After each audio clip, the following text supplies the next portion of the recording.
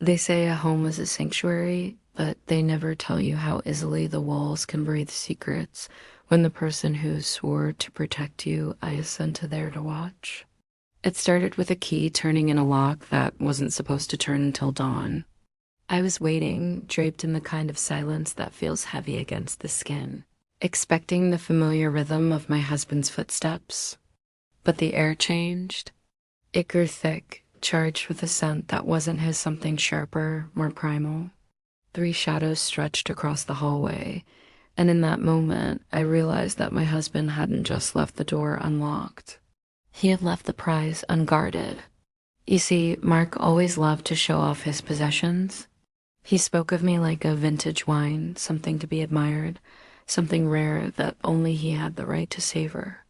But pride is a dangerous thing. It makes a man careless. He bragged to his friends about the devotion he had cultivated in me, the way I would cater to every whim, the way I belonged entirely to the domestic rhythm of our life.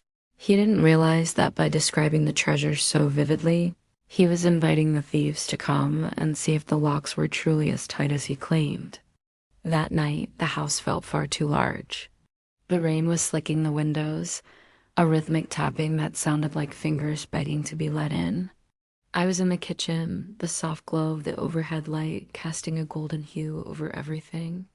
I heard them before I saw them, laughter, not the polite, polished laughter of a dinner party, but something guttural and hungry. His friends, the men he called brothers, the men he trusted with his deepest secrets, didn't knock. They entered with the confidence of men who had been told the house was theirs for the taking. "He's not here," I said, my voice barely a whisper, yet it carried through the room like a spark in a dry forest. Liam, the one with the predatory eyes that always lingered a second too long on my collarbone, stepped into the light. He didn't look like a guest. He looked like a man who had been promised a gift and had finally come to collect. "We know," he murmured, his voice a low vibration that seemed to hum right through my chest. "That's exactly why we're here. He told us you were hospitable." The word hung in the air, dripping with a double meaning that made my heart race for all the wrong reasons. They didn't come for a drink. They didn't come to wait for his return. They came because Mark had spent months painting a picture of my submission, and they wanted to see if the canvas would tear under their touch. They circled me, not with violence, but with a terrifying, suffocating intimacy. They used my space, they used my time, and they used the very vulnerability I had saved for the man who was currently miles away, blissfully unaware of the wolves he had invited to his own hearth. It's a strange thing, feeling used while being fully conscious of the betrayal. They leaned in close, whispering things that Mark would never dare to say, testing the boundaries of what a good wife is supposed to endure. Every look was an invasion. Every brush of a shoulder against mine felt like a claim being staked. They played a game of what if, pushing the limits of my loyalty until the air felt like it was on fire. They took my attention, my comfort, and my peace, turning my own home into a stage where I was the only performer, and they were the critics with hungry eyes. They made themselves comfortable in ways that felt like a violation of every vow I'd ever taken. They spoke of Mark with a mocking sort of reverence, laughing at how easily he shared the details of our private life, how he had practically handed them the map to my insecurities. I realized then that my husband hadn't just left me alone. He had served me up. He had used my devotion as currency to buy status among men who viewed women as nothing more than trophies to be handled and passed around. As the hours ticked by, the atmosphere shifted from tense to intoxicatingly dangerous.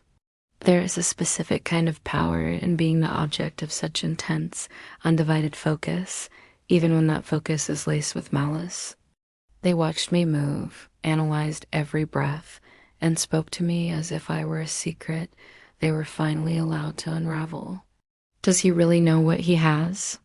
one of them asked, his hand grazing the back of my chair, his breath hot against my ear. "Because if you were mine, I'd never leave the door open. The betrayal wasn't just in their presence. It was in the realization that I was a character in a story my husband was writing without my consent. He had used me to build his ego, and now his friends were using me to tear it down. They pushed and they prodded, seeing exactly how much they could get away with before the line was crossed, all while maintaining that thin, shimmering veil of just visiting. But we all knew the truth. They were tasting the life Mark had built, and they found it delicious. Before we see how this night of shadows finally breaks, before the mask truly slips and the ultimate price is paid, you need to stay close. If you've ever felt the sting of a secret shared behind your back, you know this feeling. Don't turn away now. Hit that subscribe button and turn on notifications, because the second half of this confession is where the blood and the truth really starts to run cold. You don't want to be left in the dark when the lights finally come on. By the time the sun began to bleed through the curtains, the house felt haunted. They left as quietly as they had arrived, leaving behind nothing but the scent of expensive bourbon and the lingering chill of their touch. They had used me to prove a point that nothing Mark owned was truly safe, and that his greatest treasure was the easiest to manipulate. I stood in the center of the living room, feeling the weight of the silence, knowing that the woman who started this night was gone. When Mark finally returned, smelling of travel and exhaustion, he kissed my forehead and asked if I had missed him. He looked around our beautiful home, seeing everything exactly as he had left it, unaware that the foundations had been hollowed out from the inside. He thought his secrets were safe. He thought his friends were loyal. He thought I was his. I looked at him, really looked at him, and for the first time, I didn't see my husband. I saw a man who had sold the key to his own kingdom just to hear the sound of applause. He doesn't know that the bed he's about to sleep in carries the echoes of men who aren't him. He doesn't know that his brothers spent the night discovering exactly how to break him through me. He thinks he's coming home to a wife who waited faithfully in the dark. He'll never realize that while he was away playing king, his friends were busy teaching me exactly how it feels to be a queen who no longer needs a crown.